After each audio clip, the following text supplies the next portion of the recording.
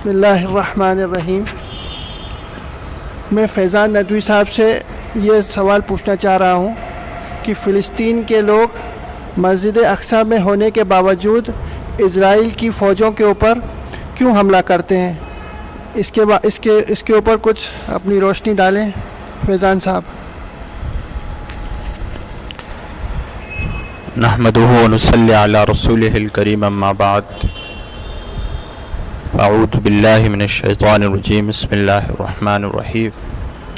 سبحان الذی اسری بعبدہ لیلا من المسجد الحرام الی المسجد الاقصی الذی بارکنا حولہ لنریہ من آیاتنا انہ هو السمیع العلیم۔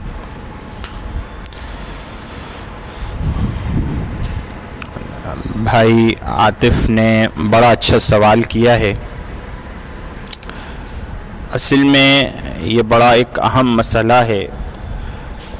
ہمارے کافی نوجوان حضرات کی جانب سے یہ بات آتی ہے ان کے طرف سے اور ان کے دلوں میں بھی کہ ایسا کیوں ہوتا ہے کہ مسلمان فلسطین کے میں رہتے ہوئے اور پھر اس کے بعد جب وہ عبادت کرنے کے لیے مسجد اقصی میں داخل ہوتے ہیں تو وہ اسرائیلی فوج پر کیوں حملہ کر دیتے ہیں؟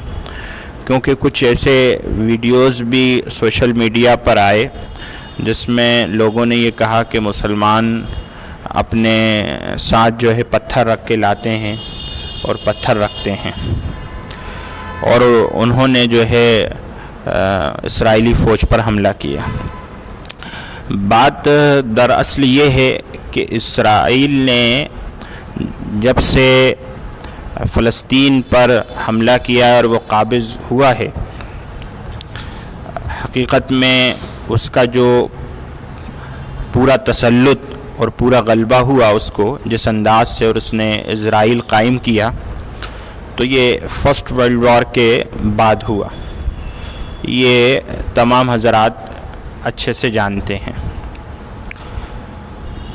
ایک اس سے ٹاپک سے الگ ہٹ کے ایک بات میں بتاتا چلوں کہ جس وقت کے برطانیہ کو جنگ عظیم اول کے لیے سرمایہ اور پیسے کی ضرورت تھی، اس زمانے میں برطانیہ کے پاس اتنا سرمایہ موجود نہیں تھا کہ وہ یہ جنگ کر سکے۔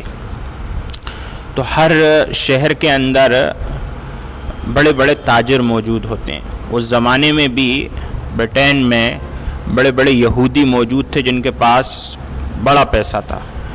تو وہاں ایک معاہدہ ہوا، اس میں یہ بات کہی گئی کہ ہم آپ کے لیے پیسہ لگانے کے لیے تیار ہیں اور آپ ہمیں بعد میں جو ہے اسرائیل دلواؤ گے، یعنی فلسطین جو ہے وہ ہمارا ملک بنواؤ گے۔ وہ اس پہ تیار ہوئے، تو وہ پھر ایک لمبا چال بازی رہی اور پھر اس کے بعد وہ تمام چیزیں ہوئیں۔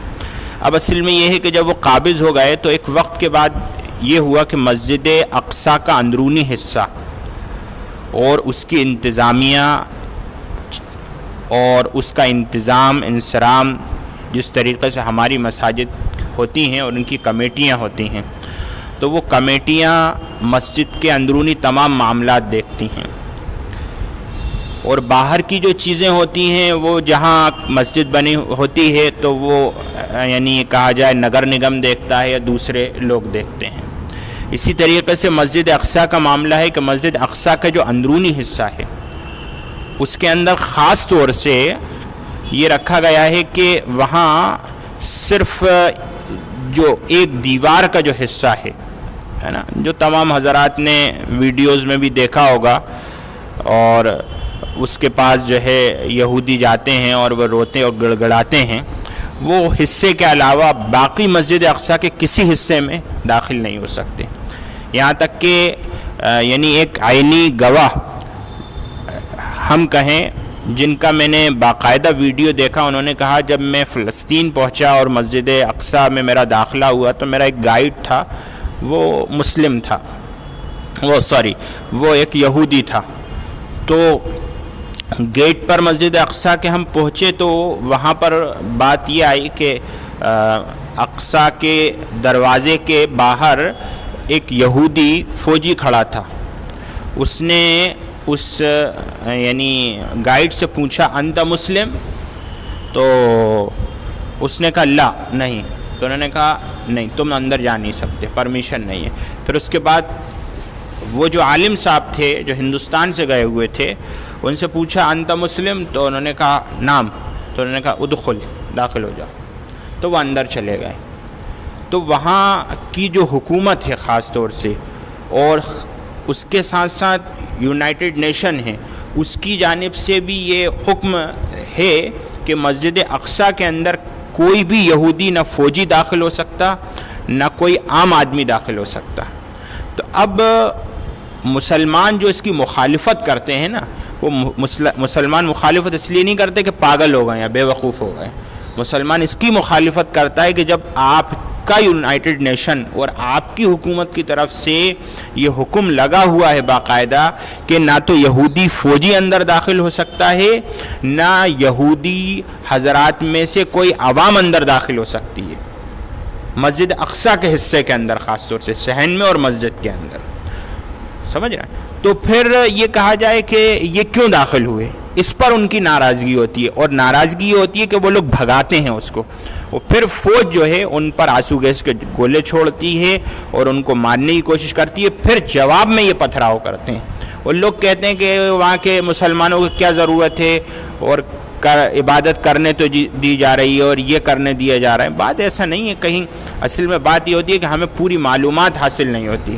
جب معلومات حاصل نہیں ہوتی تو ہم سوچتے ہیں کہ مسلمان ایسے ہی کر رہے ہیں, لڑ رہے ہیں. تو بات اصل یہ ہے اس کے اندر. اور یہ مطلب آئے دن ہوتا ہے, آئے دن ہوتا ہے کہ جب ان کا کوئی نہ کوئی بڑا یعنی کہا جائے ایک لیڈر یہودیوں کا وہ چاہتا ہے کہ میں یعنی کہا جائے اس گنبد خضرا کے پاس پہنچوں یا مسجد اقصیٰ کے اس احاطے میں پہنچوں یا اس صحن میں پہنچوں, تو وہ فوج کو ساتھ لے کر پہنچتا ہے. 500 اور 1000 لوگ اور 2000 لوگوں کو ساتھ لے کے پہنچتا ہے. اور جب مسلمان وہاں موجود ہوتے ہیں تو مسلمان اس کی سخت مخالفت کرتے ہیں. تو وہ جو ہے اس میں کامیاب ہوتے ہیں اور پھر مسلمانوں کو زخمی کرتے ہیں. تو اصل میں بات یہ ہے. اللہ تعالیٰ جو ہے سمجھ کی توفیق عطا فرمائے. وآخر دعوانا ان الحمدللہ. جزاک